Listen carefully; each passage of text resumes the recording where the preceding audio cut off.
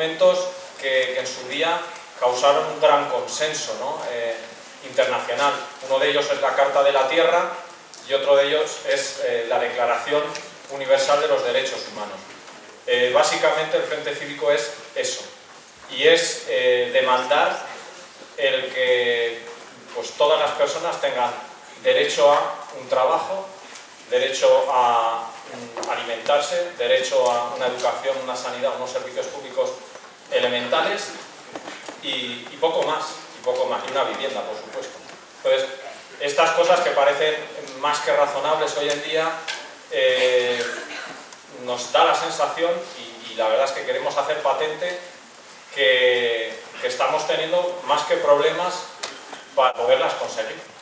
Entonces, como la sensación que tenemos desde el Frente Cívico es que después de 40 años de políticas de tendencia neoliberal, pues más que acercarnos a todo esto que os he comentado y que parece más que razonable, nos estamos alejando, pues entonces queremos evidenciar esta situación y bueno, pues desde el Frente Cívico de Zaragoza, que la verdad que somos poquitos, pero bueno, nos vamos juntando de vez en cuando, entre otras cosas nos dedicamos a llamar a gente como Juan Carlos para que nos eche una mano y con su virtuosismo, con su capacidad didáctica y su alegría pueda transmitirnos todo esto que os estoy contando, pero de una forma mucho más didáctica y mucho más amena. Entonces, voy a extender. Si alguien se quiere informar más sobre el Frente Cívico y sobre lo que hacemos en Zaragoza y cuando nos reunimos, hay una dirección para que dejéis vuestro correo y os añadamos a la lista de correo y os lleguen las convocatorias. Y nada más. Simplemente eso, que cuando llegue el turno de palabras, todas las dudas que tengáis o que os vayan surgiendo, abriremos ese turno y estableceremos un diálogo con Juan Carlos. Y a partir de ahora ya es todo cosa de Juan Carlos. Pues muchísimas gracias. Yo me voy a bajar ya al ruedo, que es donde me gusta. ¿Qué tal? Muy buenas. Pues nada, muchísimas gracias por la invitación cívico y a ustedes por la amabilidad de estar aquí otra vez escuchando a mi amigo Paco Palacios, siempre del que tanto aprendo, profesor aquí de Derecho Constitucional. Bueno, me ha costado mucho pensar qué les iba a contar, ¿no? Por un lado, porque no quería repetirme, pero por otro lado, porque sí que quiero contarles mi manera de ver las cosas, porque si es la manera que yo tengo para entender, creo que lo más honesto por mi parte es intentar trasladarla, ¿no? Pero también es cierto que si ya le he contado, pues ver si soy capaz de contarla de otra manera. Y dándole vueltas, al final digo, me parece que traigo demasiadas cosas para contar. Miren, intentando ver de otra manera lo que quiero contarles es que, como contaba la otra vez, estoy convencido de que vivimos un tiempo de absoluta perplejidad, ¿no? Un tiempo donde, como decía Benedetti, cuando teníamos las respuestas, nos cambiaron las preguntas.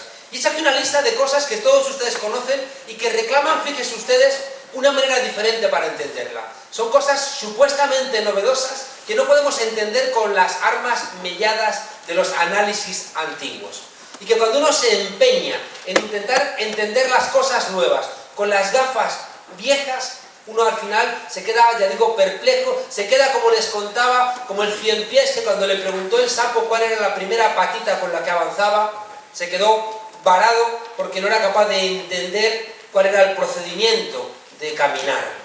Ignorante de entender que le bastaba avanzar una patita para recuperar el movimiento. Creo que en este mundo confuso, ya digo, donde había una serie de preguntas y respuestas, en el momento en que nos cambiaron las preguntas nos quedamos descolocados. Y ya digo, he hecho aquí una lista de cosas que quizás les puedan interesar para que entendamos un poco este momento de perplejidad. Miren, por un lado, creo que hay un exceso de información. Qué curioso. Tanto reclamar que queríamos conocer y al final hay tanta información que no podemos procesarla. A mí me parece sorprendente que ayer ZP le presente el libro Tony Blair. Es que no nos hemos acordado ya de que Zapatero retiró las tropas porque se lo hicimos nosotros. que no se levantó, si ustedes recuerdan, en aquel desfile cuando pasó la bandera norteamericana.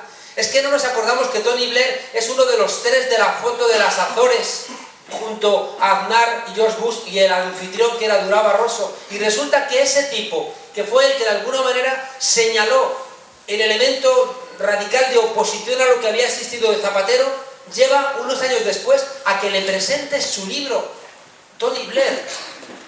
Esto solamente es posible en la medida en que tenemos tanta información todos los días que ya no tenemos herramientas para procesarlas.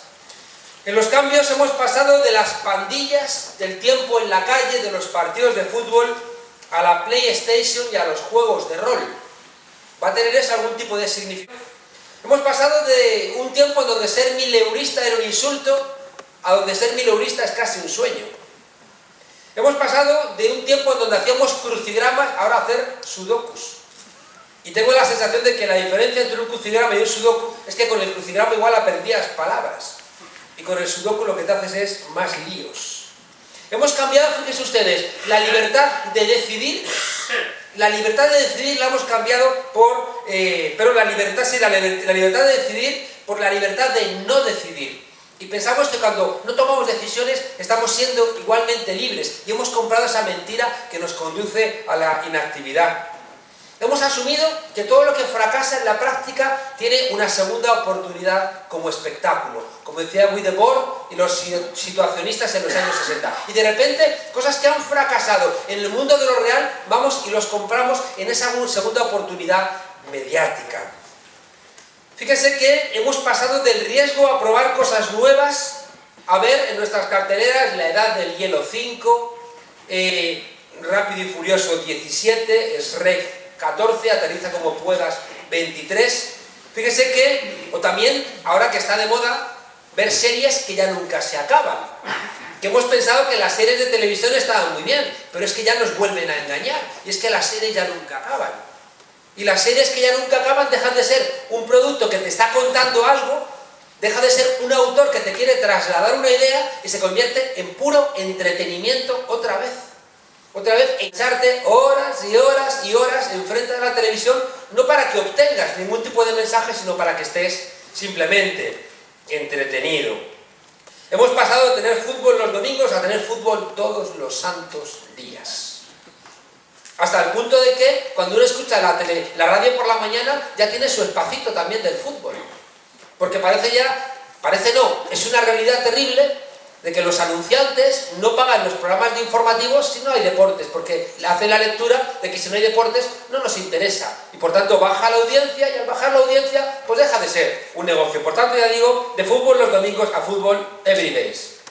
Hemos pasado de ser homo sapiens a ser homo videns, es decir, hemos pasado de ser personas que entendíamos buena parte de lo que nos ocurría, a través del lenguaje. Hemos pasado a renunciar al lenguaje como constructor de realidades. Hemos pasado, fíjense ustedes, algo tan hermoso, en el 500.000 a.C. aprendimos a hacer fuego. Tardamos 300.000 años en socializarlo. Por eso, en todas las culturas, el mito de Prometeo que roba el fuego a los dioses. Creo que les contaba. Pasad. Y fíjense ustedes, ¿qué empezamos a hacer en cuanto socializamos el fuego? Empezamos a desarrollar el lenguaje. ¿Y qué hacemos cuando desarrollamos el lenguaje? Empezamos a enterrar a los muertos. Es decir, cuando nombramos la palabra Dios, pasa a existir Dios. Bueno, pues fíjense, hemos renunciado a esa construcción del mundo con palabras. La Biblia empieza, el Génesis empieza creando Dios el mundo. Con la ayuda de Adán, a Eva no le pide colabora. Adán y Dios construyen el mundo dándole palabras. Y fíjese que estamos renunciando a las palabras y estamos simplemente asumiéndonos como seres audiovisuales, ¿no? Es decir, ya digo, dejamos de ser homo sapiens y pasamos a ser homo videns y renunciamos al lenguaje como un arma emancipatoria. Hemos salido, fíjense ustedes, el 18 de julio del 36, este pueblo salió a pedir armas o a coger armas y hemos pasado de ese golpe del 18 de julio del 36 que nos llevó a la calle a pedir armas al 23 de febrero del 81 ante ese golpe que nos metimos debajo de la cama. ¿Qué ha pasado? Entre medias, ¿no? Para que el mismo pueblo que salió a la calle a jugársela, a pedir armas y que le paró durante 3 años los pies al fascismo, el 23 de febrero del 81 nos metimos debajo de la cama. ¿Qué ha pasado entre ese momento donde pensábamos que los héroes eran los astronautas, los exploradores o Einstein? Que la gente ponía un cartel en sus habitaciones de un tipo como Einstein, que era un científico, ahora que los héroes son los famosos. Y los famosos son gente que son famosos porque son muy conocidos. Y son muy conocidos porque son famosos. Claro, fíjese que ahora resulta que los héroes son los famosos, son los futbolistas, porque ganan mucho dinero, son famosos que escriben memorias. Belén Esteban ha escrito unas memorias, parece mentira, pero ha escrito unas memorias. No sé qué habrá contado. O gente, fíjese, que son muy conocidos porque hacen igualmente cine, ¿no? Es decir, fíjese qué diferencia, ¿no?, entre gente que ha hecho algo, que merece nuestro reconocimiento porque ha hecho algo, o esa otra gente que ya digo que el reconocimiento es simplemente que están ahí. O fíjense también qué buena pregunta que ha ocurrido entre el New Deal de Roosevelt en los años 30 en Estados Unidos, o que ahora Obama no pueda poner en marcha el Obamacare, es decir, una suerte de seguridad social. Y que, fíjense ustedes, ¿cómo es posible que las aseguradoras o las farmacéuticas hayan convencido al grueso de la población para presentar ese privilegio particular como un interés colectivo? Que ese es el corazón de buena parte de lo que tenemos que entender. ¿Cómo consiguen las minorías presentar su privilegio como un interés colectivo?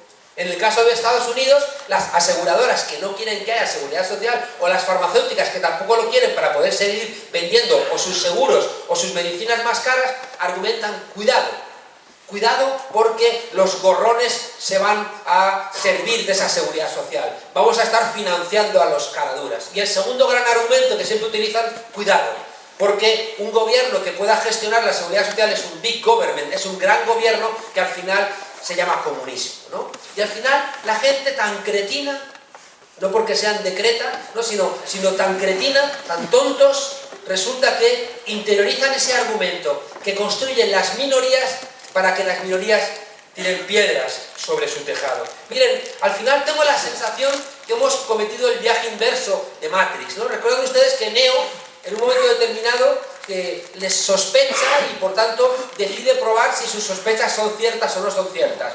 Y se enfrenta a Morfeo y le dice: aquí tienes una píldora, la píldora roja y la píldora azul. Si tomas la píldora azul, te olvidarás de esto que ha ocurrido y seguirás viviendo en tu matriz, en tu Matrix. Ahora, si tomas la píldora roja, te vas a encontrar a la verdad, y la verdad no va a ser necesariamente amable. Y entonces va Neo y decide tomar la píldora roja. Y cuando despierta, le recibe Morfeo diciéndole: bienvenido al desierto de lo real.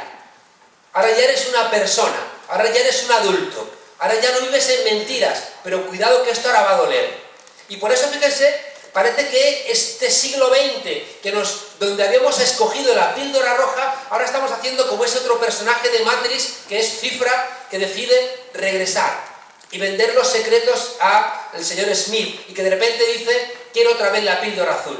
Y se está comiendo un filete y dice: yo sé que este filete es mentira, que este filete es un producto de mi imaginación, pero solamente aquí en esta mentira puedo comerme este filete. Fíjese que en esa deconstrucción no tenemos herramientas para entender las cosas.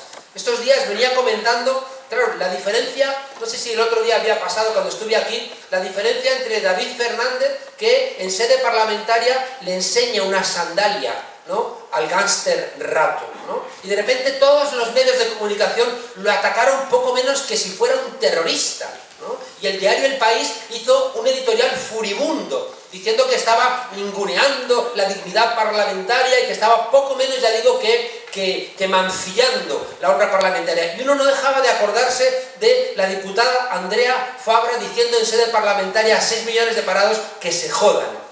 Y de repente allí todos estos bienpensantes dijeron: no hay que sacar las cosas de quicio, fue un comentario que realmente no era eso lo que quería decir. Y resulta que Fabra, que es el que nos representa porque le está llamando gángster a un gángster, no podemos reconocerle como un tipo que le echa coraje para enfrentarse a los poderosos. Y en cambio a una tipa que es pura basura, como la diputada Andrea Fabra, tenemos que salvarle cuando insulta a los 6 millones de parados. Fíjense ustedes que lo que vengo a contarles de alguna manera es cómo demonios dinamitamos todos esos relatos que nos impiden ver lo que nos pasa, para que no ocurra en ese tiempo tan parecido al actual aquello que decía Ortega y Gasset en los años 30. Lo que nos pasa es que no sabemos ¿Qué nos pasa? Y tenemos que dinamitar cosas que están muy escondidas. Fíjense que en 1964, ese sinvergüenza, que era Manuel Fraga, un sinvergüenza, y no me canso de decirlo, nunca agradeceré lo suficiente que me cogieran el teléfono aquel día en Radio Nacional de España. ¿Cómo me gustó? Yo pensé que no lo iban a hacer. Entré en la ducha y dije, voy a salir por si me llaman. Y salí, de repente sonó el teléfono y me dieron entrada y pude decir, lamento que fuera el día que había muerto Fraga, pero no soportaba que nos lo presentaran como un héroe de nuestro país, un tipo que fue ministro en gobiernos que firmaron sentencias de muerte, que de repente dijeron, tú vas a morir y tú vas a vivir, y él daba el enterado. Un tipo que rapó el pelo a las mujeres de los mineros porque estaban ejerciendo la huelga, el tipo que manipuló los diarios de un estudiante como ustedes de Derecho, que lo tiraron la policía por una ventana, manipuló los diarios para que el diario ABC, no consta que se hiciera mucho de rogar, para que el diario ABC presentara esa manipulación como un suicidio, manipulando los diarios en vez de presentarlo como un asesinato. Y Fraga, ese hombre de la patria, llamando a los padres de Enrique Rubalcaba y decir, portaos bien que todavía tenéis una hija, tenéis que cuidar a vuestra hija. Ese tipo, ese sinvergüenza que justificó el asesinato de Julián Grimau, ese sinvergüenza que nunca se arrepintió del golpe de Estado del 36, que siempre defendió el franquismo, que había estado en la cárcel en Francia o en Alemania por defender el genocidio fascista o nazi. Ese tipo lo pusimos nosotros a redactar una constitución. Y es el fundador del Partido Popular. Y yo quiero reconocer en la memoria de mi país quiénes son esas personas, porque si no, no entiendo nada de lo que me está pasando. Bueno, pues en el año 64, Fraga puso en marcha una campaña que era 25 años de paz. Y de repente, en vez de celebrar el primer año de machacar a los republicanos, el segundo, el quinto año, el décimo, el decimoquinto, el vigésimo, de acabar con los republicanos, con los rojos, marxistas, ateos, bolcheviques, mala madre anti-España, el año 25 terminan todo aquello y dicen, vamos a celebrar 25 años de paz. Continuación de la campaña anterior de Spain is different.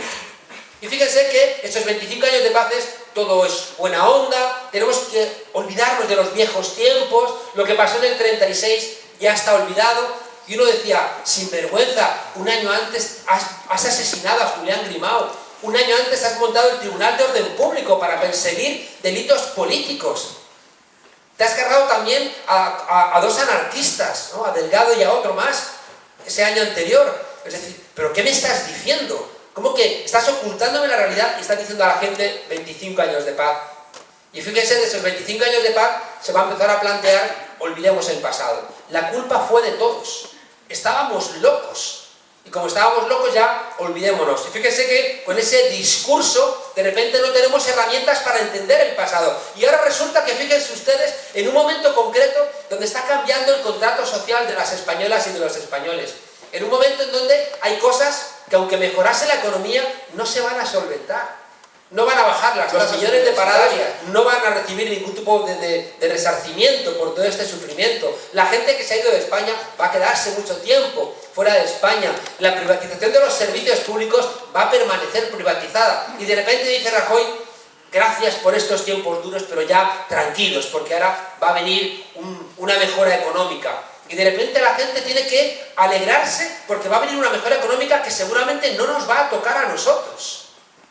Y piden que seamos felices y que nos tranquilicemos con esa suerte de mentira. Yo no quiero. Les contaba, creo, el otro día un profesor que me estoy enfadando con él profundamente, ¿no? Porque cuando teníamos 20 años era el rojo de los rojos de los rojos y era un pesado. Porque es que nos pasaba a todos por la izquierda y todos éramos una cuerda de reformistas. Y ahora es un profundo reaccionario. Y entonces siempre además tiene la tentación de la inocencia, de presentarse como mejor de lo que es. Creo que les contaba y que siempre dice, mira así la chusma y dice, yo es que tenía que haber nacido en la Grecia clásica, ¿no? Yo tenía que haber nacido.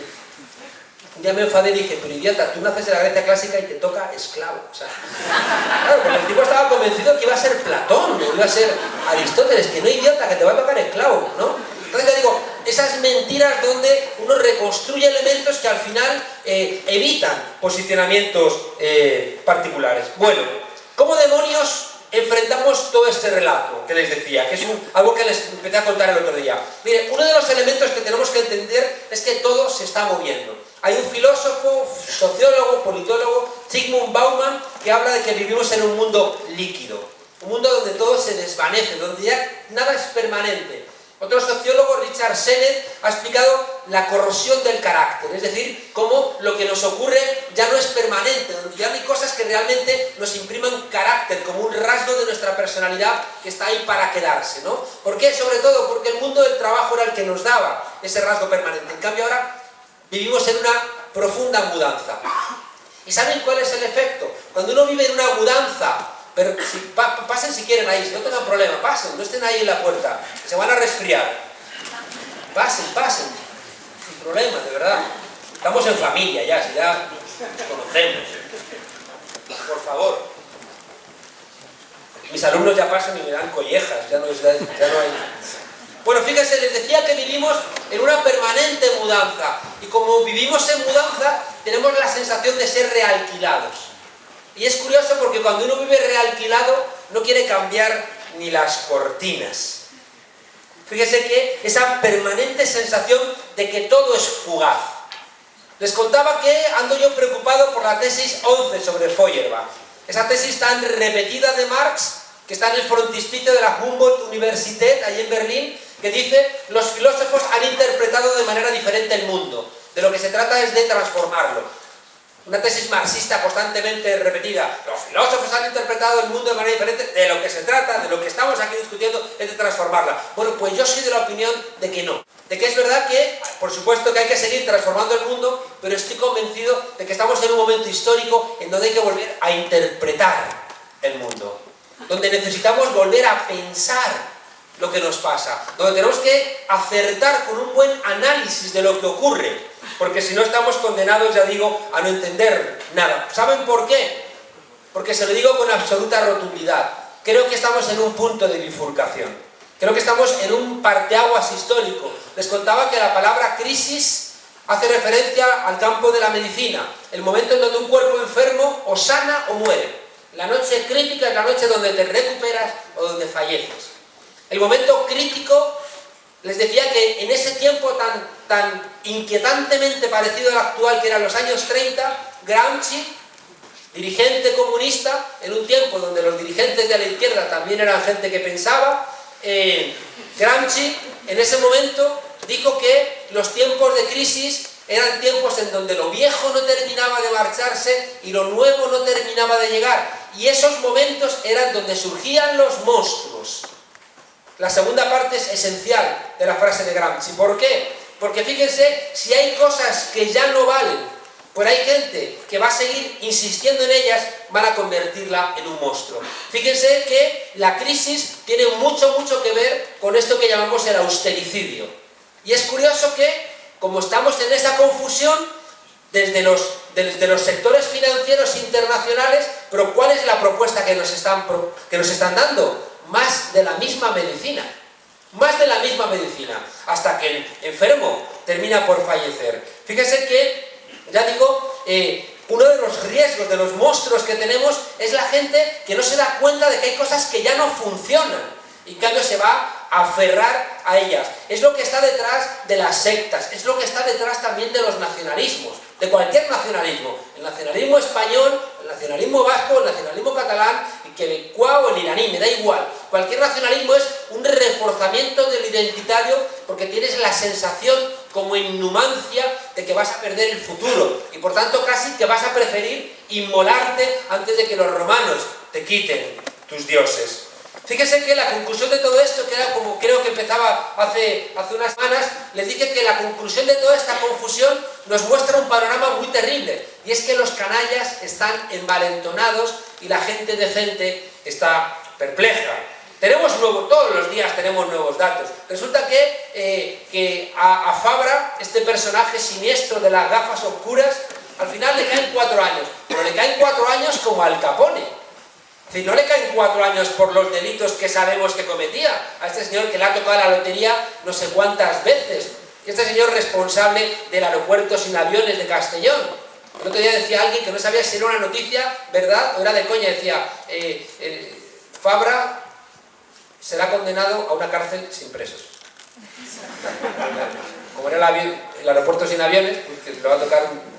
Bueno, este señor que lo condenan al final por desfalco, como por fraude a Hacienda, resulta que la Cámara de Comercio de Castellón dice: ah, no hay razones para quitarle de su cargo en la directiva del Círculo de Empresarios, de la Cámara de Comercio de Castellón, porque eso es un asunto suyo particular. Dice, voy a leerlo otra vez, que creo que algo se me ha escapado. Y lees otra vez que la Cámara de Comercio de Castellón dice que lo hayan condenado por defraudar a Hacienda es un asunto particular y que no tiene ningún tipo de consecuencia en que tenga que dimitir de la Cámara de Comercio de Castellón. Y encima, como pertenece a la directiva de la Cámara de Comercio de Castellón, tiene un puesto directivo en el puerto de Castellón, que es público. Es decir, que Fabra sigue orinándonos y diciéndonos que llueve, ¿no? Los canallas, miren ustedes, están envalentonados y la gente decente perpleja. La gente decente está tan perpleja que David Fernández, siendo diputado, lo más que hace es enseñarle una sandalia a Rato. Fíjense que si realmente estableciera principios de causalidad y pensara en la gente que le han robado los ahorros de su vida con las preferentes, si pensara en la gente que le han robado los ahorros de su vida quitándoles la casa, si pensara que Bankia nos ha empobrecido a todos los españoles, no sabemos si por 100.000 millones o por cuántos, 40.000 seguro. De resultas de todo eso, fíjense ustedes qué fácil es descargar esa ira y tirarle la alpargata a la cabeza, como hacen en las culturas árabes. Pero no lo hizo, porque la gente decente está perpleja. En cambio, fíjese, un tipo como Fabra no tiene ningún tipo de pudor en seguir manteniendo sus cargos. Bueno, o Ana Mato, ¿no? O lo que nos hemos enterado, que resulta que Ana Mato, esa que un día se levantó a preparar el café y dijo, uy, un jaguar. Pues, no sé. ¿Quién no tiene un jaguar en el garaje? Yo tengo 3 o 4, ¿no? Por eso no me extraña que haya otro. Y esta señora resulta que le da un contrato a la Mela, que es el tipo de la Comunidad de Madrid que ha privatizado con fraude y que está ahora en los tribunales imputados porque han hecho en la puerta giratoria un negociazo de privatizar la sanidad madrileña y después hacen en las culturas árabes.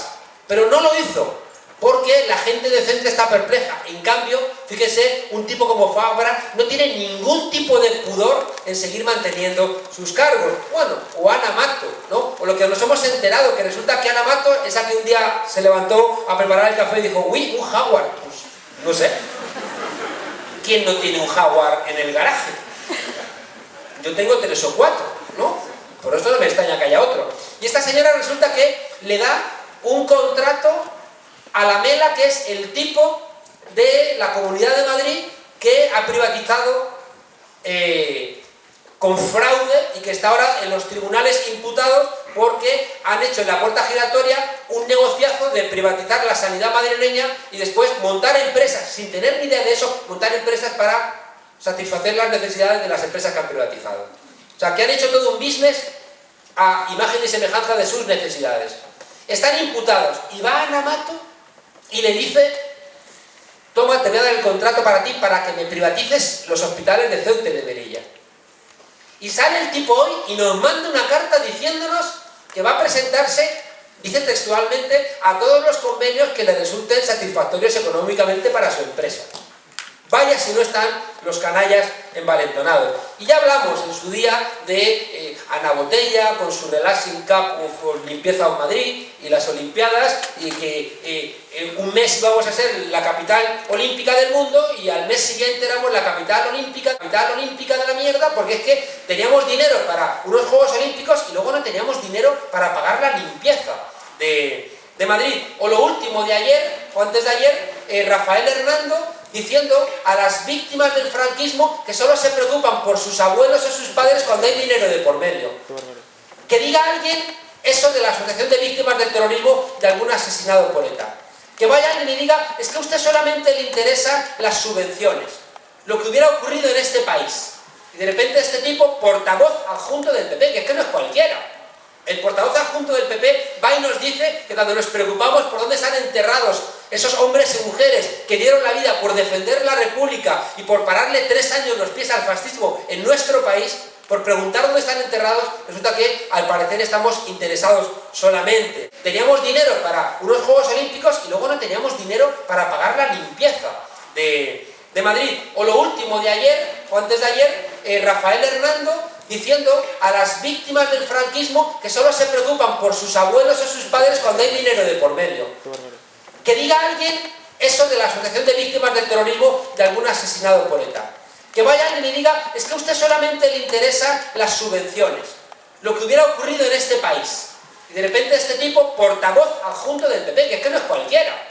El portavoz adjunto del PP va y nos dice que cuando nos preocupamos por dónde están enterrados esos hombres y mujeres que dieron la vida por defender la República y por pararle 3 años los pies al fascismo en nuestro país, por preguntar dónde están enterrados, resulta que al parecer estamos interesados solamente por las subvenciones. O antes de ayer, uno se cansa de decir todas estas cosas.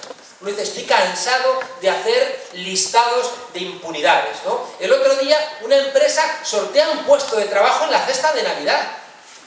Que me voy a cagar en vuestros muertos 17 veces. O sea, sortean un puesto de trabajo. Ya no es que pidan un licenciado en administración de empresas para repartir bollería por la noche en Murcia.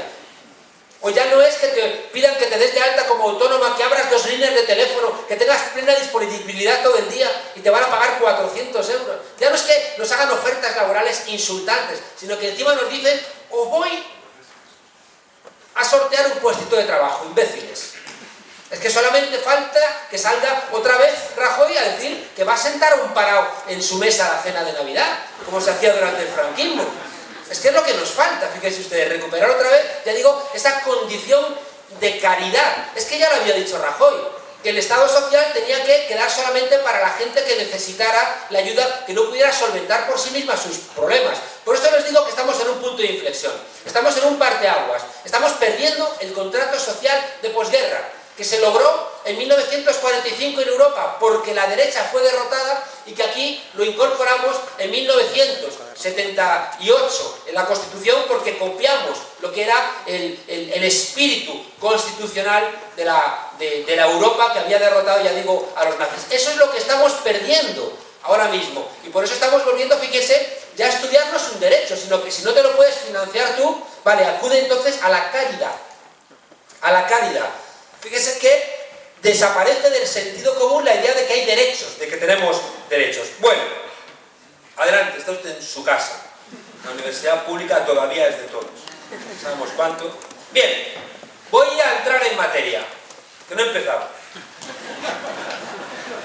Les decía, fíjense ustedes, que en todo este bardiburrillo hay un elemento que me gusta mucho y que lo cuento, todo esto lo tienen en el libro, que diría Umbral. ¿No?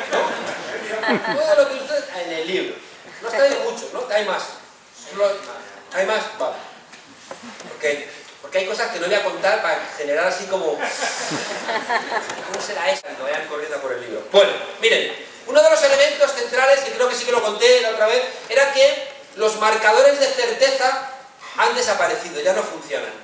Y eso lo tenemos que ver, que es una de las claves esenciales de por qué estamos en un mundo tan confuso. ¿Qué son los marcadores de certeza? Eran los elementos que antes nos ordenaban la vida. Un marcador de certeza, y todos los marcadores de certeza, fíjense ustedes, tenían detrás algún tipo de institución.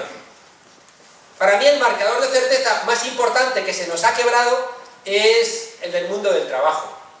Y de repente el mundo del trabajo era el que nos ordenaba la vida.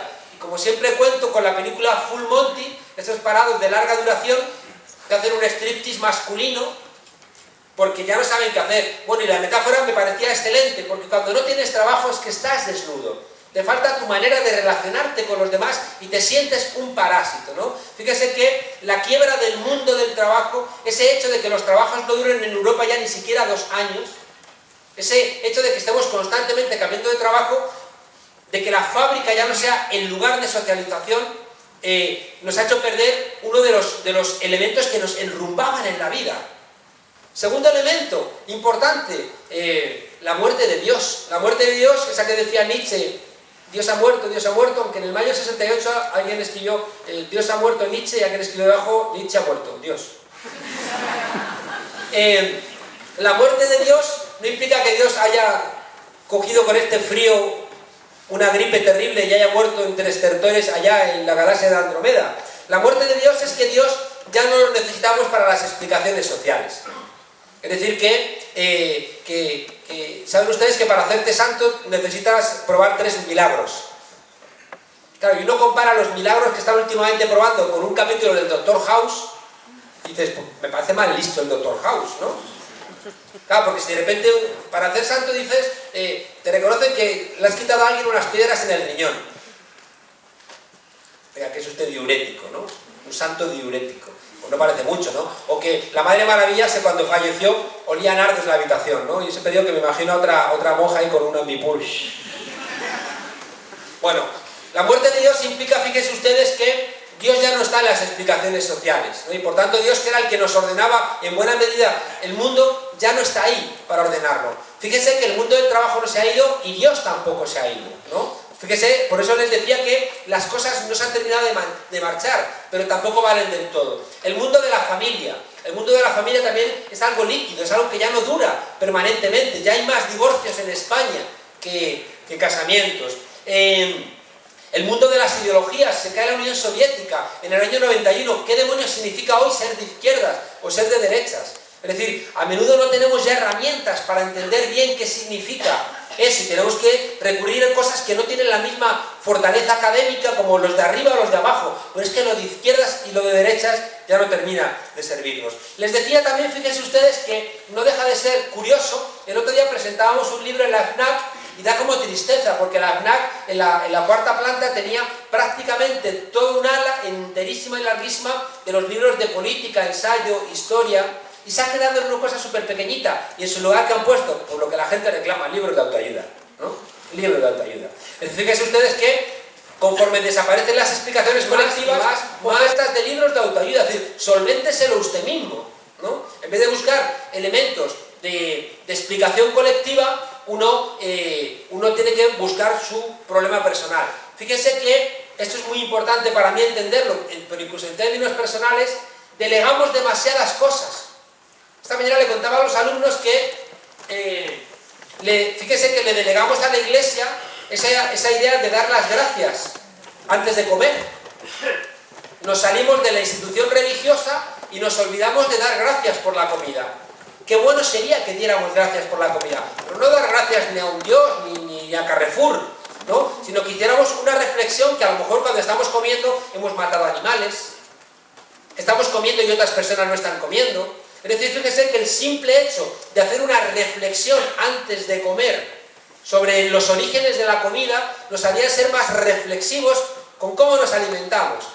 Y en qué medida a lo mejor estamos condenando a los países del sur a, en vez de plantar trigo y plantar maíz para alimentar a sus poblaciones, plantar soja para alimentar a las vacas que nos comemos nosotros aquí arriba, en el norte, ¿no? Entonces, de alguna manera, hacer ese tipo de reflexiones las hemos olvidado. ¿Por qué? Porque nos salimos de la institución eclesiástica, porque no nos ha interesado y hemos perdido eso que, ya digo antes, ellos se encargaban. Y no nos acordamos de traernos también esa responsabilidad cuando nos salimos. Ya digo, los libros de autoayuda gestionándonos nuestros problemas individuales, o el desarrollo tecnológico atendiendo a ¿qué? A nuestros intereses reales, realmente atendiendo a lo que nosotros buscamos.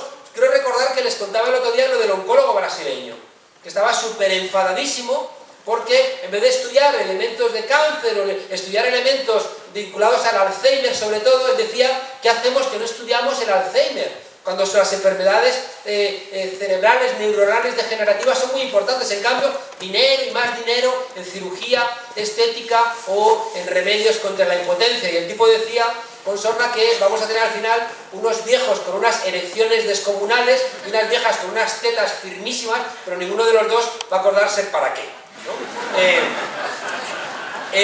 Fíjense que el desarrollo tecnológico al final está marcado por pautas de mercado, ¿no? Y por tanto no está marcado por necesidades reales que pudiéramos definir. Y de repente se mete mucho dinero en algunas cosas y y otras que pudieran ser más relevantes, pues nada, de nada, de nada. Y al final nos encontramos con un mundo McDonaldizado. La McDonaldización del mundo, fíjense ustedes, es que cada vez nos comportamos más en nuestra vida cotidiana como en un McDonald's. Esto es una tesis de un discípulo de Habermas, de Josh Ritzer. Si ustedes ven cómo funciona un McDonald's, esto lo estamos trasladando a nuestra vida. Y hay dos o tres ejemplos que me gustan mucho. Lo importante de un McDonald's no es la calidad, sino la cantidad. Resulta que el vaso de la Coca-Cola está lleno de hielo, y te hacen es como que se sale todo, pues es todo hielo, pero la sensación es que, coño, cuánto me ponen, ¿no? O lo de las patatas está así combado, cogen así como con una pala y te echan, y se cae, y ponen otra vez, y parece que no están como esos bares que son así como más tacaños que te ponen el zumo de naranja y te quitan 2 dedos, y digan que está medio vacío y tal. No, ellos te lo llenan todo, ¿no? O el diámetro del pan de la hamburguesa siempre es más pequeño que el diámetro de la hamburguesa, de manera que, aunque sea muy pequeñita, siempre sobresale.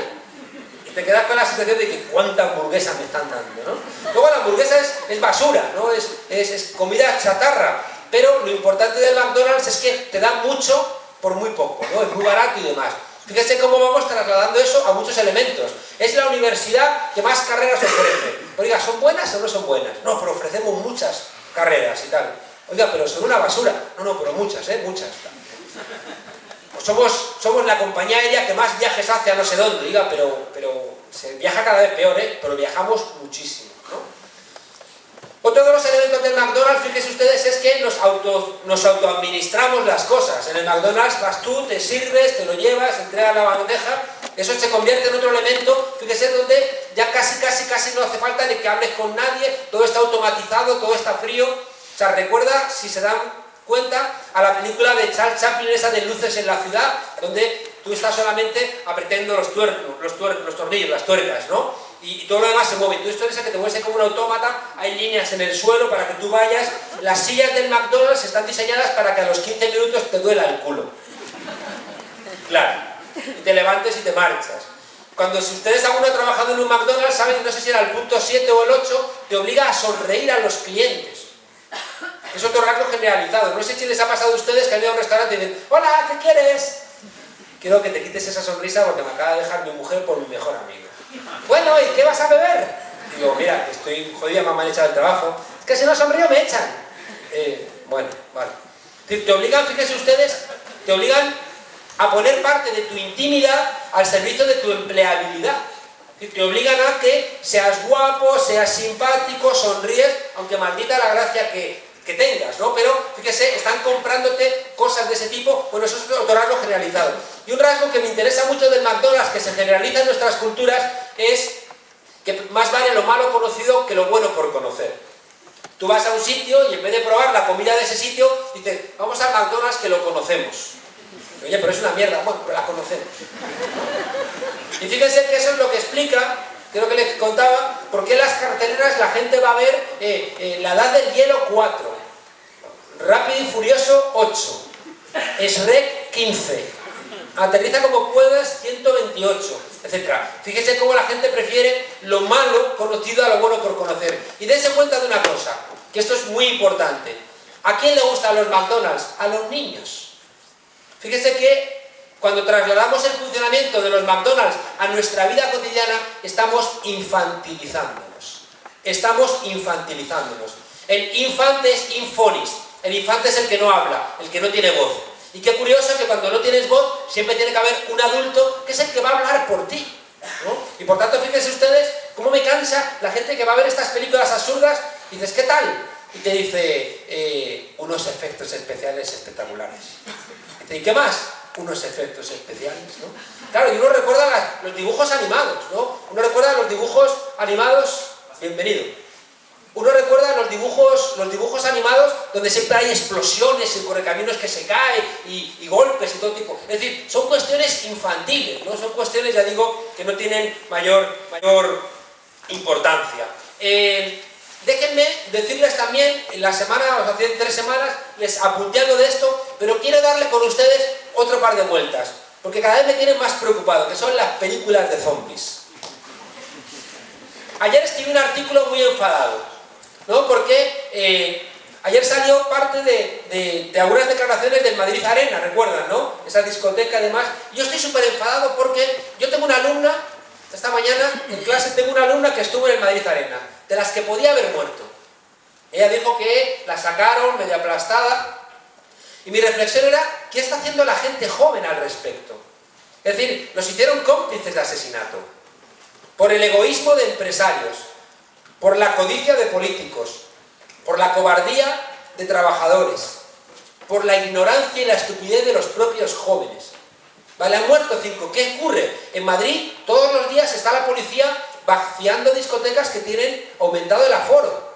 Es decir, los jóvenes siguen metiéndose en esas ratoneras. Los jóvenes que los están expulsando de España porque no hay trabajo aquí. Los jóvenes que están condenados a trabajos basura constantemente. Y de repente uno se pregunta, ¿qué demonios está pasando? ¿No? Fíjese, por eso insisto, que me interesa mucho ver lo que no se ve. Porque en tanto en cuanto no lo veamos, vamos a seguir siendo la mosca que choca contra el cristal y choca contra el cristal. Qué curioso que se pongan de moda las películas, te digo, de zombies. Miren los rasgos de las películas de zombies. Uno nuevo. Porque los zombies nos dan miedo. Lo que nos tendría que dar miedo es Martínez Pujante, ¿no? ¿No? Uno de repente está y aparece Martínez Pujante y dices, coño, qué miedo, ¿no? O, no sé, incluso Ana Botella. Bueno, a mí lo que me da miedo, el anuncio este de la lotería de Navidad. Dices, pero... Le enseñaron primero un fake. ¿Sabe usted ya que hay algunos ya que son de broma, que hay más casi que los de verdad, ¿no? Y los de broma son mejores que los de verdad. Pero como vi 2 o 3 de broma y luego vi el de verdad, pensaba que el de verdad también era de broma. Que salía ahí Rafael enseñando los piños. Pero tío, que parece un semáforo, ¿no? Bueno, y la pobre Montserrat Caballé ahí, no sé, a mí no me parece serio. Bueno, les decía, fíjense ustedes, que las películas de zombies tienen que ver con el miedo. Primer rasgo, fíjense qué interesante. Primero, el deseo de los zombies no tiene límites. Los zombies, fíjense que no es como un lobo que tiene un deseo, pero si lo asustas, el lobo lo ahuyentas. Los zombies tienen un deseo elevado a la enésima potencia. Los zombies te persiguen y no frenan. Fíjese qué rasgo interesante, ¿no? Porque fíjese, si nos resultara muy rarito respecto de nuestra cultura el tema de los zombies, la gente no vería películas de zombies. No nos engañemos. Bueno, pues el primer rasgo, que estaba yo ahí pensando, dice... Bueno, pues el primer rasgo es... Vale, nosotros estamos enganchados por el deseo, pero es que el deseo que tiene un zombie es inimaginable. Segundo rasgo que nos da miedo de los zombies, pues que son igual que nosotros. Sé que los zombies son como nosotros, y por eso es profundamente inquietante. El tercer rasgo preocupante de los zombies, que parece que están vivos, pero están muertos. Y eso siempre da también susto. Cuarto rasgo, que son obscenos, obscena. Que lo que tenía que tener tapado, lo que tenía que tener por dentro, lo tienen todos por fuera, ¿no? Y eso también nos parece, tápate, ¿no? Tápate el hígado, tápate las tripas, tápate los huesos, ¿no? Los tienen todo por fuera. Y el último elemento de los zombies, fíjese, es que son lentos, son torpes, son brutos, coño, pero son perseverantes y van siempre juntos. Y, aunque no lo parezca, se apoyan mucho entre ellos. Yo decía en broma que eran como los políticos. O sea que, claro, a mí esto se me ocurrió porque, claro, el otro día viendo a Rubalcaba decir, ¡hemos vuelto! Yo pensé en una película de zombies, ¿no? Porque ¿a dónde coño te habías ido, Rubalcaba? ¿No? Es decir, que no se ha ido a ningún lado, ¿no? Entonces, como... Y no crean que lo pensaba muy en serio y decía, a ver si aquí hay un rasgo teológico, ¿no? Pero no, Jesucristo por lo menos se fue 3 días, ¿no? Para que luego le echaran de menos, pero este ni siquiera un fin de semana. Entonces, no se ha ido y dice, hemos vuelto, tal. Zombie, total, ¿no? O les decía el otro día que, claro, que sale de aquella operación el rey ahí, diciendo, me he equivocado, lo siento, no volverá a ocurrir. Una frase enigmática donde las haya. Lo siento, ¿qué sientes? ¿Que te hayamos pillado? ¿No volverá a ocurrir? ¿El qué no volverá a ocurrir? que no te vas a ir cuando haya cámaras en fin, y me he equivocado. ¿En qué te has equivocado? ¿En lo de la Corina? ¿En qué? Cuéntame, ¿no? Que era una de las frases más enigmáticas de la historia política de España. Bueno, a lo que iba, fíjense ustedes, que para mí era lo relevante, es que les contaba, y creo que este es el corazón ya en serio de lo que quería contarles, es que los zombies somos nosotros. Es decir, que la idea central es que los zombies en verdad somos nosotros. Es decir, que los zombies nos mordieron. Y nos mordieron, les contaba, y esto es una de las cosas que he intentado contar en el libro, nos mordieron hace 40 años. No tiene que ver con nuestros 40 años de dictadura, sino que nos mordieron cuando la crisis de los años 70 tumbó el modelo keynesiano, es decir, el modelo de los estados sociales, y empezó a ser sustituido por otra cosa. Ahí, en ese momento, empezaron a construir un nuevo sentido común, que es el que nos explica todo lo que les he contado anteriormente. Es decir que, sin darnos cuenta, claro, cuando tú eres un zombie, no ves a los otros zombies. Si es que es lo que nos pasa. Nosotros, claro, los que estamos aquí, que nos hemos salido un poquito de fuera de nosotros mismos, nos hemos mirado, hemos reconocido la parte zombie que tenemos, estamos un poquito más entrenados para reconocer a los zombies. Pero muchos de nosotros somos zombies también. Estamos aquejados ¿de qué? Aquejados de lo que les dije también, y que es uno de los elementos centrales que más me interesa. Y es que tenemos que empezar a denominar las cosas para entender de qué hablamos. Tenemos que ser conscientes de que o sabemos de qué estamos hablando cuando utilizamos los conceptos, o estamos perdidos. Yo tengo dificultades, fíjese, hablo mucho del neoliberalismo. Vete a un mercado y dile a la gente que está comprando que el problema es el neoliberalismo. Te van a mirar con cara de marciano o de zombie.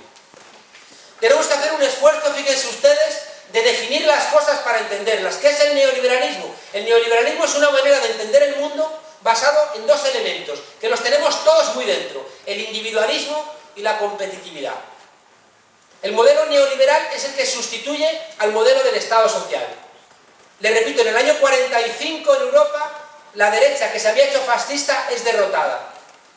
Y van a ser las fuerzas que han ganado la Segunda Guerra Mundial, van a ser las que construyan la Unión Europea, las que construyan el constitucionalismo de posguerra, y es las que van a colocar en las constituciones todos esos argumentos de Estado social y democrático de derecho. En los años 70, fíjense ustedes, en los años 70 ese modelo quiebra. Quiebra por muchas cosas. Y esto, fíjense ustedes, o estudiamos o no lo vamos a entender. Y esto no puede ser divertido. Tenemos que hacer un esfuerzo de entender que nos sentamos a subrayar, a mirar el diccionario, a estudiar, o hay cosas que no las vamos a saber. Eso se lo digo ya con absoluta nitidez. Les contaba en broma el otro día que enfrente de donde yo estudio tengo la frase esa: y cuando estudia James Bond todo lo que sabe. ¿No? Porque yo un día estaba viendo una película de James Bond, coño, y al comienzo su jefe le preguntaba y se lo sabía todo. Se sabía cómo funcionaba el último aparato, se sabía dónde estaban todas las capitales del mundo, se sabía toda la historia de todos los países, y luego el resto de la película se la pasaba en el casino, fornicando, montando en coche. Y yo, como me hago siempre esas preguntas tontas en las películas, dije, ¿y este cuándo estudia? ¿No? Para saber tanto. Bueno, pues fíjense ustedes, más allá de la broma, no vamos a poder salir de este agujero si no hacemos un esfuerzo por estudiar. Y no me creo que todo se nos convierta en muy difícil. No me creo que un obrero del siglo XIX pudiera leer el manifiesto comunista y lo entendiera. O se lo explicaran y lo entendiera. Y resulta que ahora, cuando nos enfrentamos a algún tipo de problema, si no es divertido, si el profesor Monedero no es divertido, ya no me interesa. No puede ser. Tenemos que entender que hacemos un esfuerzo de conocimiento o estamos perdidos. No piensen que hay cosas difíciles que las vamos a entender como entendemos un dibujo animado, como entendemos cosas facilitas. Les decía, por tanto, fíjense ustedes, que tenemos que hacer un esfuerzo de definir cosas. ¿Qué demonios es el neoliberalismo? Bueno, les contaba aquello de Unamuno: ¿cree usted que existe Dios? Dígame qué entiende por creer, por existir y por Dios, y entonces le contesto.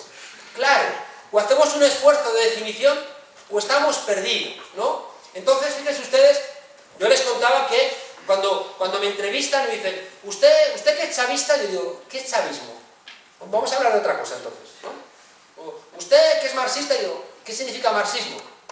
Ah, pues pasemos a otra pregunta, que siempre me recuerda al alcalde ese que era muy bruto, que ganaba las elecciones, y le dice a la secretaria, convoca en pleno para el jueves, y dice la secretaria, ¿con B o con V? Y dice, convócalo para el lunes. Entonces cuando alguien te quiere hacer afirmaciones fáciles, ¿es usted marxista, es usted chavista, es usted socialista, es usted anarquista? Y le preguntas, ¿qué es eso que usted dice que yo soy? Siempre se te quedan parados, ¿no? Bueno, quédense ustedes con la idea de que el modelo neoliberal se basa en una idea que tampoco es tan complicada. Si lo tuviéramos que resumir, el modelo neoliberal se basa en que todos nosotros tenemos que ser empresarios de nosotros mismos. Ese es el corazón del modelo neoliberal. Es decir, tenemos que basarnos en el principio yo, lo quiero todo y lo quiero ahora. Que eso es un principio de las empresas. Las empresas piensan solamente en sí mismas. Y las empresas no pueden ser amables con las demás empresas porque entonces te expulsan del mercado y falleces. El problema es que hayamos trasladado a nuestra vida cotidiana principios que son de las empresas capitalistas. ¿Cómo se nos ha metido el virus? Se nos ha metido a través de tres cosas que tenemos que verlas. Y si no las vemos, vamos a seguir reproduciéndolas. El primer elemento a través del cual nos han convertido en empresarios de nosotros mismos ha sido a través de la mercantilización del mundo. Es decir, el mundo se ha convertido en una tremenda mercancía. Todo es una mercancía. Todo, ¿eh? El ocio, la amistad, el cariño, la vivienda, la comida, los planes de futuro. La pareja se ha convertido, fíjense ustedes, en un elemento mercantil. Hasta las metáforas que utilizamos, estoy invirtiendo mucho en mi pareja. ¿No has probado a quererla? ¿No? Estoy invirtiendo mucho en mi pareja. Son cosas que te quedas, o no gastes el tiempo ya como que se gasta, ¿no? Ya no se pasa, sino que se gasta. Otra vez mercantilizando el tiempo. La gente que traslada, fíjense ustedes, principios de ese capitalismo que necesita que estemos todo el rato innovando. Esa concepción Kleenex de la existencia lo trasladamos también a la pareja. Ah, si mi pareja me hace crecer, vale. Si mi pareja me apoya en mi proceso de realización personal, vale. Si mi pareja veo que no funciona mucho, entonces la tiro y pruebo con otra. Fíjense que a priori yo no tendría ningún tipo de problema con esto. Pero la pregunta es, ¿estamos siendo más felices o más infelices? Porque es una pregunta importante. Podríamos ver si esta concepción mercantil de la pareja nos está haciendo más felices o nos está jodiendo la vida. Porque si nos está haciendo más infelices, igual tenemos que replantearla y entender que a lo mejor los criterios de la vida en pareja no son los criterios de una oferta mercantil de vida. Igual que fíjense ustedes, en esa mercantilización uno estudia, ¿para qué? Uno estudia ya no para formarse, sino solamente para emplearse después. Estamos pagando en los estudios para vender después un poquito mejor nuestra mano de obra. Y fíjense que yo veo un profundo problema en esto de la mercantilización del mundo. Y es que, como todos son mercancías, todo está a mi alcance. Solamente si tengo dinero suficiente. Pero pienso que puedo tener todo a mi alcance. Fíjense, aparece la palabra central que quería hoy discutir con ustedes, que es la palabra deseo. Por eso les decía que los zombies tienen un deseo inacabable. Es que puedo tenerlo todo en el mundo. Es que ya puedo acceder a todo. Cualquier cosa, si tengo dinero, puede ser mía. Y fíjense ustedes, si una persona cree que puede tenerlo todo, está loca. Pero si son millones los que tienen esa idea, quien está loca es la sociedad.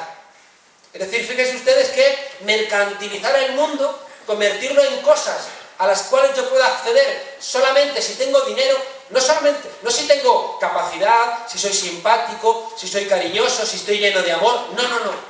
Accedo si tengo dinero. Es decir, que todos lo vemos como cosas, es como, nuestro comportamiento es como el comportamiento que tendríamos con gente que se prostituye. Como pago, respondes al 100% de mis exigencias, ¿no? Y fíjense que ese comportamiento nos enloquece necesariamente.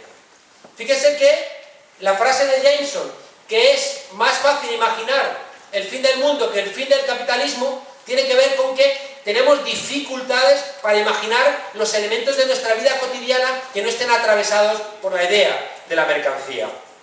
El otro elemento central es el de la precarización laboral, que no me detengo mucho porque ya se lo he contado. Es decir, vivimos en un mundo precario, donde estudiamos una carrera, estudiamos otra carrera, hacemos un máster, hay gente que se opera para ser más empleable, hay gente que entra en el quirófano para que te contraten. Es decir, ya no sabemos qué hacer para ser empleables, para ser, ya les digo, sonreímos en el trabajo, les vendemos con el trabajo, con nuestro trabajo, nuestras piernas o nuestra fortaleza o nuestra alegría. Y dices, oiga, que me está dando un puesto de trabajo, no se meta también en las cosas de mi intimidad. En cambio, fíjense ustedes, al no durar los trabajos nada de tiempo, al saber que estamos sujetos a que nos despidan en cualquier momento, tenemos un profundo miedo, porque basta cualquier tropiezo para regresar a la casilla de salida. Y de repente, fíjense ustedes, ya digo, el problema no solamente es eso, sino que vamos interiorizando toda esa basura. Hasta el punto, como les decía, que en Estados Unidos no hay pobres, hay losers, hay perdedores. Y no es igual ser un perdedor que ser un pobre, porque si eres un pobre puedes exigir a la sociedad, coño, que es que no te ha dado la posibilidad de estudiar. En cambio, si eres un perdedor, es culpa tuya por no haber hecho, no sé, no haber estudiado química o física cuántica o árabe o informática de última generación a las 6 de la madrugada en internet en tu casa. Bien, el siguiente elemento, fíjense ustedes, que me interesa mucho de esa inoculación del virus neoliberal ha sido a través de la desconexión. Que me interesa también que lo reflexionen ustedes, porque es muy fascinante en un mundo donde supuestamente estamos conectados, que estemos tan desconectados. Supuestamente estamos conectados, pero fíjense, la gente no se encuentra tanto como se encontraba antes. Y datos muy concretitos, la gente no se conoce en el edificio donde vive. La gente no se conoce en el edificio donde vive. La gente no sabe de dónde salen las cosas. La gente come los alimentos y no sabe de dónde vienen. No sabe de dónde viene la luz, el agua. Fíjese que en esa desconexión propia de los que vivimos en ciudades hay un desconocimiento radical del otro.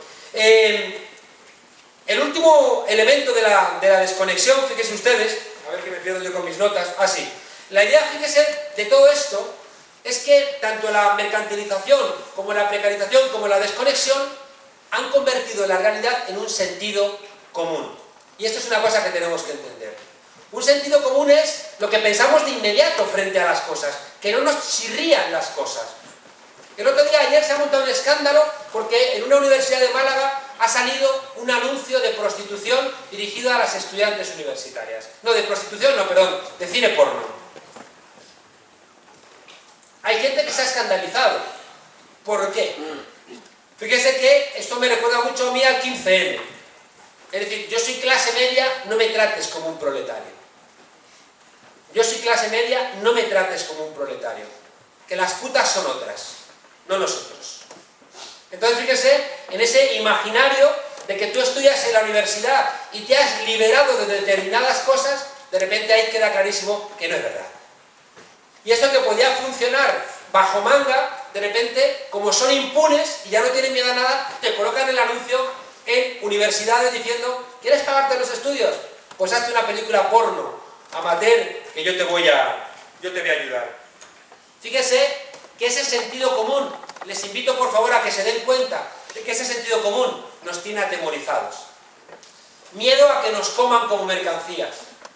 Miedo a, pese a todos los esfuerzos que hemos hecho, no tener un trabajo digno que nos permita imaginar el futuro. Miedo a quedar desconectados, sentirnos solos y ser rehenes de los ansiolíticos, los antidepresivos, el alcohol, las drogas o el tabaco, porque estamos demasiado solos. Y ese temor profundo, fíjense ustedes, nos ataca al corazón de lo que somos. Miren, tengo el corazón partido, que diría Alejandro Sanz. No sé si han visto el vídeo que han hecho la gente de Canal Nou. Canal Nou es el canal valenciano que, como la Telemadrid de Madrid, es un canal de partido, insultante. Es decir, era un canal que no informaba cuando comparecía el presidente de la Generalitat a los juzgados porque estaba imputado y estaba declarando. No salió el accidente del metro que murieron cientos de personas. Cientos, ¿no? ¿Cuántos fueron? 43 y cientos de heridos, ¿no? Pues sí. No salió ningún tipo de información, por supuesto, sobre Fabra. Es decir, era como una televisión de partido muy insultante. Van y la cierran. Y los trabajadores hacen un video delante de la estación de metro diciendo: en esta estación yo tenía que haber informado de las negligencias de la Generalitat en el accidente de metro que ocultamos en este canal. En otro lugar, yo desde aquí, desde ese juzgado, tenía que haber... Me partió el corazón porque hay un dicho en Venezuela que dice: tarde piaste, pajarito. Tarde piaste, pajarito. Fíjese que casi me da más vergüenza que saquen ahora este video diciendo: fuimos basura, no tuvimos coraje, teníamos el miedo metido en los cuerpos y nos quitaron la dignidad. No sé si es mejor o no es mejor, si les digo la verdad no lo tengo claro, pero me parte el corazón ver a esa gente que podía en un momento determinado haberse enfrentado, aunque hubieran perdido su trabajo, pero hubieran tenido el coraje de decir: así no se hacen las cosas. O esos periodistas que se niegan a entrevistar a una televisión de plasma, o esos periodistas que se hubieran negado a que no hubiera preguntas. Es decir, que hubieran dignificado su profesión. Si es que al final te están echando igual, si es que al final te están humillando igual. ¿Por qué es esto? Ya les digo, por este miedo profundo que tenemos dentro. Bien, fíjese que quien no asuma ese sentido común, te van a ver como que estás fuera de la realidad. ¿No saben ustedes cuántas discusiones he tenido con catedráticos importantes, me invitan, que han terminado siempre gritándome: esto es lo que hay, esto es así, esto es lo... Pero con ese argumento te gritaba. Creo que les conté lo de la jaula con los monos, ¿no? El otro día. Es decir, el experimento ese de Harlow, donde metes a 5 macacos, escalera, plátanos arriba, cuando suben los plátanos, lluvia de agua helada. Lluvia de agua helada. Y a la tercera vez los plátanos dicen no suben, y cuando alguno va a subir, lo agarran y le dan una paliza. Van sacando a los monos, entra otro, el que entra sube por los plátanos, le agarran y le dan una paliza. Sacan a otro mono, entra otro nuevo mono, sube por los plátanos, le agarran, le dan una paliza, incluido el mono que le han dado una paliza, no sabe por qué. Pero sabe que al que suba por esa escalera hay que darle una paliza. En el experimento han sacado a los 5 macacos, los 5 son nuevos, y cada vez que entra uno lo agarran y le dan una paliza. Y decíamos de broma el otro día que... No me pregunten por qué, pero yo me lo imagino que uno de los monos es de UPyD y le dice: ¿a qué hemos hecho siempre las cosas así? Aquí no vengas tú con novedades, ¿no? No vengas tú aquí con nuevas historias. Fíjese que en ese planteamiento que les estoy contando, en ese sentido común, el que se salga del sentido común va a ser visto como un marciano. ¿En qué consiste ese sentido común? Que nos ha captado a todos. Les conté lo del el tipo pobre que estaba en el cerro de Venezuela, en la campaña electoral. Está Aristóbulo Istúriz, un alcalde negro de Caracas, y está convenciendo a un paisano para que vote al Partido Socialista. Y el otro está ahí escuchando, bueno, sí. Y cuando termina de contar el cuento le dice: pero yo a ustedes no les voy a votar. Dice: ¿pero por qué? Es que yo estoy en contra del socialismo. ¿Y por qué está usted en contra del socialismo? Dice: es que a mí el socialismo me va a quitar lo que tenga. En la parte pobre de los pobres. Y le dice a Aristóbulo: vamos a ver, tiene usted la luz conectada allá afuera, que me voy a hacer el loco como que no lo he visto. Tiene usted los cristales rotos. Tiene usted la mesa calzada con un libro que le regalamos nosotros en las anteriores elecciones y que no se lo ha leído, cabrón, que lo tiene ahí para calzar la mesa. ¿Pero qué le vamos a quitar? Y el tipo contesta: ¿y si me toca la lotería? Fíjense que dice mi maestro Boaventura de Sousa Santos que durante el siglo XIX nos incorporamos como ciudadanos a través del trabajo. A lo largo del siglo XX nos incorporamos a través del consumo, mientras que ahora nos incorporamos a través del deseo de consumo. Somos obedientes no porque tengamos trabajo ni porque podamos consumir, sino porque deseamos consumir. Y en ese deseo tienen captado nuestro imaginario, y eso es lo que hace que no encontremos ese deseo de consumo. Nos tiene, ya digo, atenazados y no encontramos soluciones alternativas de ningún tipo. Voy a ir terminando para que realmente podamos hablar, porque ya he hablado como de súper demás. Me quedan aquí páginas para aburrir. Bueno, miren, véanse en ese sentido común. Ese sentido común ha construido una serie de afirmaciones que todos y todas nosotros los tenemos incorporados, todos nosotros. Y fíjense que han sido 40 años convenciéndonos de que las cosas son así y de que no hay lectura alternativa. Primero, que la naturaleza humana es egoísta. Y hemos interiorizado que esto es una guerra de todos contra todos. Y de repente el libro de Dawkins de los años 60, El gen egoísta, se convierte en la Biblia que supuestamente nos explica que es verdad que somos egoístas. No saben ustedes la cantidad que hay de evidencia de que es al contrario. Cómo me gusta una cosa que he leído recientemente, no sé si lo contaba, de que a diferencia de los chimpancés, tenemos la retícula, es decir, tenemos 3/4 partes de blanco de los ojos. ¿Saben para qué? Para que nos baste un cruce de miradas para entendernos. Han hecho cientos de experimentos con niños donde los niños se socializan solamente con la mirada. Mientras que los chimpancés, que tienen el ojo prácticamente oscuro, cuando quieren señalar tienen que, como los pueblos, con toda la cabeza. ¿Dónde va? Allá. ¿Va a Zaragoza? Bueno, fíjense que la conclusión es que tenemos la parte blanca para que, leyendo simplemente el movimiento de los ojos, nos encontremos, porque es mentira que esto sea una lucha de todos contra todos. Y está demostrado que tenemos empatía, que uno bosteza y todos bostezamos, que la risa es contagiosa, que la tristeza la leemos en las caras y nos entristecemos. Llevamos 20 años conociendo las neuronas espejo. Sabemos que los niños aprenden imitando. Sabemos que cuando estamos viendo un partido de tenis, estamos jugando el partido de tenis con nuestra cabeza y se están activando en nuestra cabeza los mismos mecanismos, salvo los brazos, pues estamos activando todo.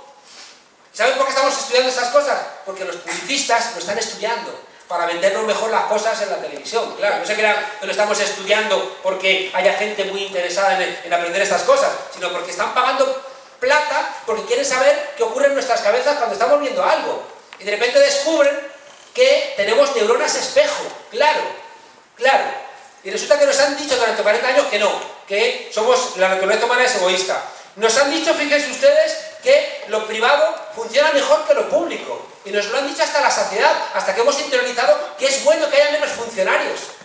Somos tan tontos que hemos pensado que es bueno que haya menos funcionarios, sin entender que un buen servicio de funcionarios son más profes, más enfermeras, más médicos, más atención, más cuidados, y de repente hemos interiorizado que eso no funciona.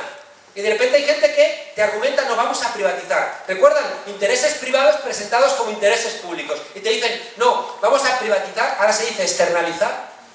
Vamos a privatizar porque privatizando va a funcionar mejor la cosa. Otra mentira que se convierte en sentido común. Tercero, la política es sucia. Y hemos comprado ese mito franquista, a usted como yo no se meta en política, que decía el asesino Franco, ¿no? Y de repente, fíjense ustedes, la política como algo sucio. Preferimos verlos como clientes en vez de como ciudadanos. Fíjense, hemos entendido que el progreso es tecnología. Y hemos interiorizado que el progreso se lo dejamos a la tecnología. No tiene nada que ver con nosotros. Es una cuestión de la tecnología y viene solo. Hemos planteado como sentido común, fíjense ustedes, un regreso a la irracionalidad. La gente otra vez mirando el horóscopo, la gente otra vez atendiendo a chamanes, Y fíjense, hay una parte de verdad en esto. Que la gente quiere recuperar la parte de espiritualidad que hemos perdido, la parte de pensar si tenemos los seres humanos un destino, si tenemos un objetivo en nuestra vida. Pero de repente no es eso, sino que volvemos a recuperar cuestiones medievales de mirar, horóscopos o cosas de ese tipo. Nuestro gusto por lo estandarizado. En vez de escandalizarnos, de ver la edad del hielo 5, en vez de decir qué sinvergüenzas, decimos, ay, vamos a verla, que las otras 3 estuvieron bien, o las otras 4, ¿no? Y lo último, fíjense que hemos interiorizado, es que el consenso es mejor que el conflicto. Que el conflicto está mal, que hacer ruido, que montar bronca, que quemar un contenedor es malo. Porque las cosas tienen como una cierta lógica vinculada al orden. Termino de verdad.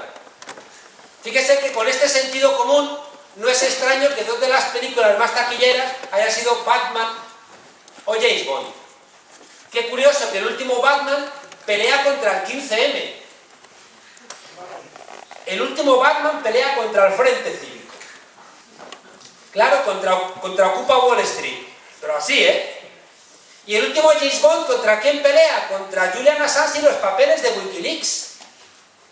Y si ustedes miran la película con ojos no con lo que se preguntan algo de lo que hay detrás, van a encontrar que el mensaje de Batman o el mensaje de James Bond es el mismo.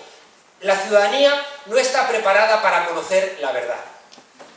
La ciudadanía no es lo suficientemente madura para conocer la verdad y por eso hay que mentir a la gente. Y hay que ocultar, y Batman asume la responsabilidad de ocultar, y James Bond igual. Tiene la responsabilidad de acabar con aquella persona que nos quiere dar a nosotros información. Porque la verdad, fíjense ustedes, se convierte en algo indeseable. Bueno, yo no sé cómo voy a resumir, pero voy a intentarlo. Miren, todo esto que les he contado, se lo dejo para su reflexión, porque no lo voy a contar porque les voy a aburrir mucho. Pero hay una idea central de todo lo que nos está pasando, Y la idea central es que, si es verdad que está cambiando el contrato social, si es verdad que estamos ante un pulso, ¿saben ustedes qué tiene que dinamitar la nueva necesidad del modelo económico? Tiene que dinamitar la idea de igualdad. Y si ustedes piensan un poquito, casi todas las medidas que está tomando el gobierno, no solamente en España, sino en todos los países, salvo los países que tienen procesos de transformación, todas las medidas lo que están atacando es directamente a la idea de igualdad. Qué curioso, la idea de igualdad que fue la que puso la izquierda, que derrotó a una derecha que se había hecho fascista después de durante los años 30, y ya digo que fue derrotada durante la Segunda Guerra Mundial. Les invito solamente a que reflexionen los efectos de la desigualdad, que no estamos aprendiendo lo que significa, La desigualdad implica primero la caída de la igualdad de oportunidades. Es decir, que si hay desigualdad, hay gente que no va a estudiar, Hay gente que no va a poder plantearse proyectos de vida que otros sí van a poderse plantear. Y por tanto, uno de los elementos centrales de nuestro orden social se dinamita, Y a ver qué ocurre. Se rompe la igualdad de oportunidades. Al mismo tiempo se malgastan recursos. Si resulta que hay un 40% de la población que no puede estudiar ni desarrollarse, estamos tirando ese 40% de recursos a la basura. O ya no les digo nada, si como ocurre ahora, los mejores, los más preparados, se nos van fuera del país. A rendir, o sea, nos hemos gastado el dinero en formarles, y resulta que ahora que van a rendir sus esfuerzos a los países ricos, que es donde van a encontrar trabajo. En segundo lugar, la desigualdad genera una ruptura, y lo conocen los que son más mayores, genera una ruptura intergeneracional, terrible. O sea, que hay muchos abuelos sosteniendo a la familia, pero también hay gente que mira hacia arriba y dice, coño, a mí ya no me va a tocar nada, ¿por qué voy a pagar yo una pensión si yo no la voy a tener? Fíjense que se rompe un acuerdo intergeneracional que está en el corazón de nuestras sociedades de los últimos 40 años. El consenso intergeneracional. Hay un elemento que yo no lo soporto, y es que las desigualdades, no lo soporto, no saben ustedes cómo. Las desigualdades generan diferentes esperanzas de vida. Hay gente en España que va a vivir hasta los 65 y otros que van a vivir hasta los 80, hasta 15 años de diferencia. Y es como si a determinada gente, que son los mismos, son los que no han tenido trabajo fijo, los que no han tenido acceso a sanidad, los que no han tenido una vivienda sensata, los que han tenido que retrasar determinadas decisiones porque no había dinero, esa gente se muere 15 años antes. Es como si cuando determinada gente cumple determinada edad, las pusiéramos en la pared y las fusiláramos. Bueno, pues es lo que estamos haciendo en estas sociedades, pero de una manera silenciosa, pero lo estamos haciendo. Siguiente elemento, cada vez hay más trastornos mentales por la desigualdad. Miren, yo esto lo vi leyendo a Valle Inclán. ¿Se acuerdan de esa España de frikis, esa España de seres deformes, esa España de locos, esa España de las comedias bárbaras de Valle Inclán? ¿Qué había detrás? La ausencia de servicios públicos de sanidad. No nos engañemos. O sea, todo ese desfile de personajes grotescos, ¿quiénes eran? Sino personas que no habían tenido acceso a la sanidad. Claro, ¿no? Y estamos regresando otra vez a eso. La desigualdad genera, ya digo, también esos trastornos. Por supuesto, aumento de la delincuencia, por supuesto, estaría bueno. Y un último elemento que les invito a que lo reflexionen, que es el corazón de muchas de las charlas que doy, que por eso digo que el miedo tiene que cambiar de bando. ¿Saben qué está generando las desigualdades? Unos ricos, arrogantes, desprejuiciados, que desprecian al resto de la población y que se convierten, desde mi perspectiva, en monstruos, que tienen tanto dinero que forman parte de esos locos, que creen que el mundo está a su disposición porque ni siquiera se dan cuenta de cuáles son las necesidades de la gente de a pie. Fíjense que con eso es que hay gente que tiene más dinero que todo un país. Es que los ricos tienen más dinero que países enteros.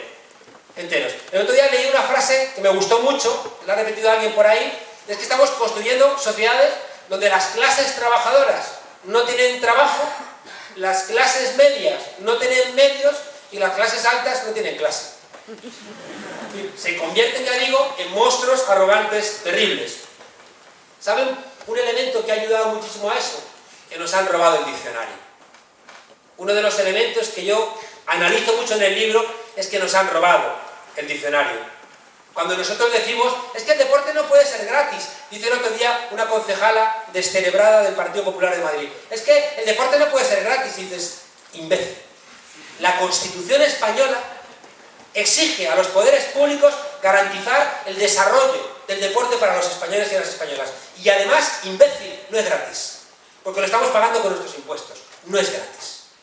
Y hay mucha gente que cree que las cosas son gratis. Tenemos que salir de esa cultura. No es una cultura nuestra. Las cosas no son gratis, sino que tomamos decisiones políticas de, en vez de utilizar el dinero en salvar los bancos, lo utilizamos en esto. Pero no es gratis.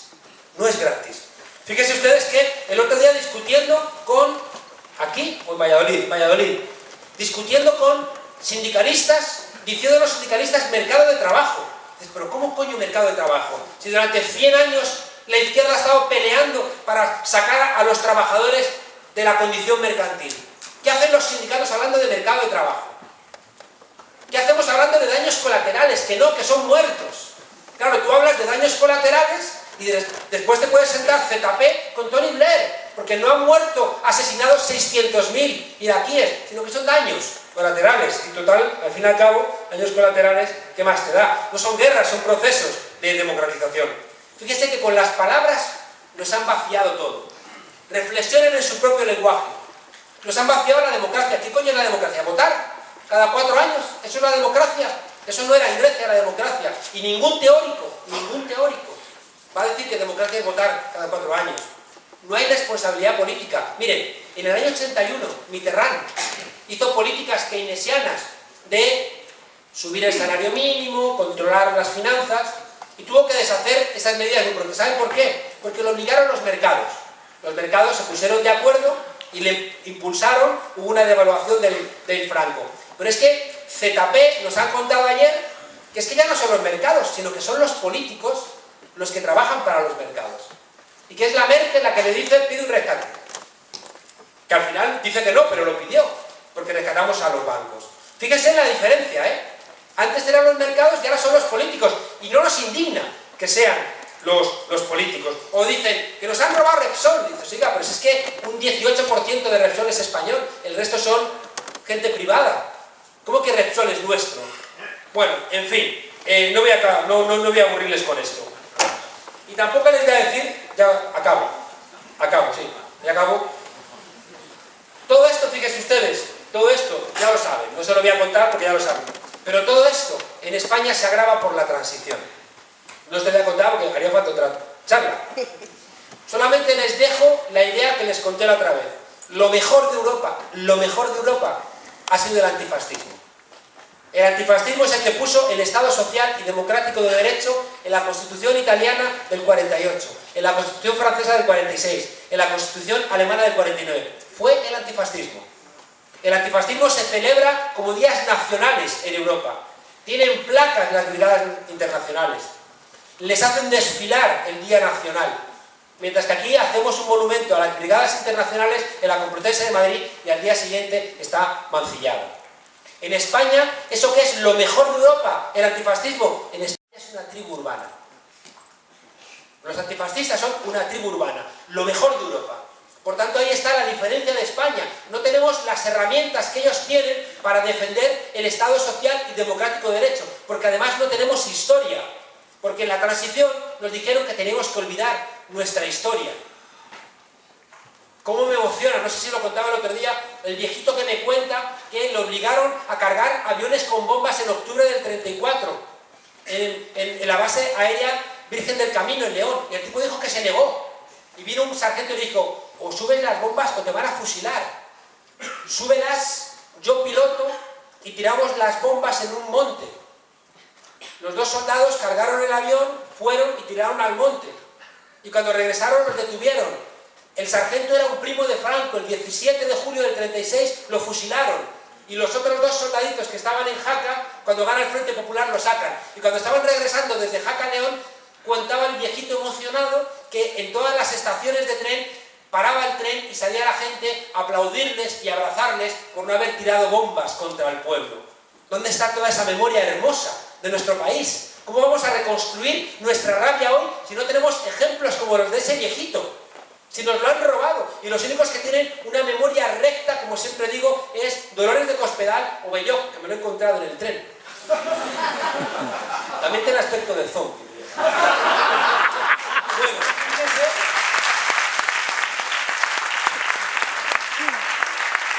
Me ha pasado una cosa curiosa, que estaba sentado enfrente de Belloc, yo le miraba así con chulería madrileña. Me miraba así como diciendo, me suena esta cara, pero no sé. Yo estaba extraño que estuviera ahí, hasta que ha venido el revisor y me ha dicho, no, usted no es de aquí, usted es el turista. Dije, ya me extrañaba a mí. Ya me extrañaba a mí ir al lado de estos, ¿no? Bueno, fíjense ustedes que tarea. En tanto en cuanto no reconstruyamos nuestra historia, es absolutamente imposible que podamos encontrar soluciones para nuestro país. Les he dicho siempre que yo soy un pesimista esperanzado. Pesimista porque creo que España está en venta. Pesimista porque creo que no hay una alternativa cerrada y eso nos paraliza. Pesimista porque creo que el sentido común generalizado es neoliberal. Pesimista porque creo que prácticamente todos los partidos parlamentarios son zombies. Pesimista porque creo que todavía hay mucho miedo. Pero sin embargo, créanme, soy también profundamente esperanzado.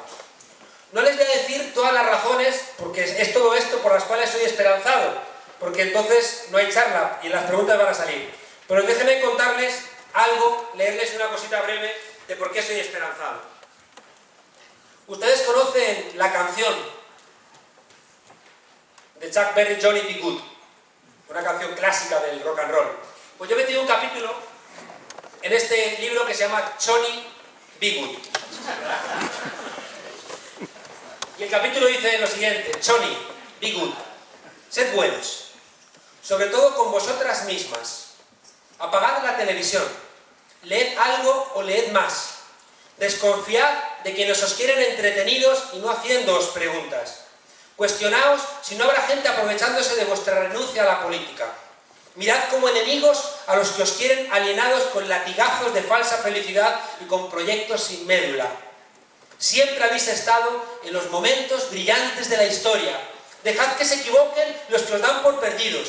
Contadnos más cosas, bajad a las plazas, cantad vuestras verdades, dudad de las certezas que os repudian.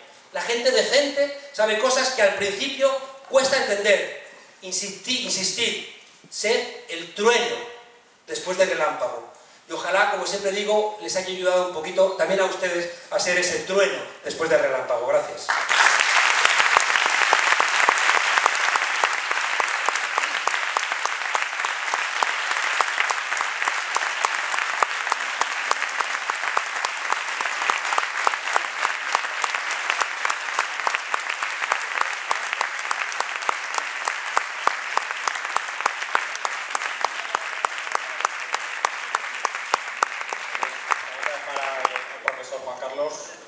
Que beba un poco de agua, descansas, las cuerdas vocales, está llevando un tute... No, yo ahora quiero que participen marcha, ustedes, ¿no? que Bueno, comenten, ir pensando vuestras preguntas. Vamos a abrir unos turnos de preguntas, 3 preguntas, ¿vale? 3 preguntas, contestas y volvemos a abrir un nuevo turno de preguntas. Pero no hace falta que sean preguntas, ¿eh? Quien quiera opinar, que opine. O sea, que tampoco hace falta preguntar, porque esto ya es de todos. Ya es horizontal. Vale, le damos un descanso. Parece que tenemos una pregunta por aquí. ¿Y dónde está Silvia, bro? Otra al fondo y otra aquí. Vale, luego abrimos. Perdida. Es que si no, se acumulan muchas preguntas y no sabemos muy bien. Bueno, Juan Carlos ya me imagino que hasta se puede perder, tantas preguntas. Bueno,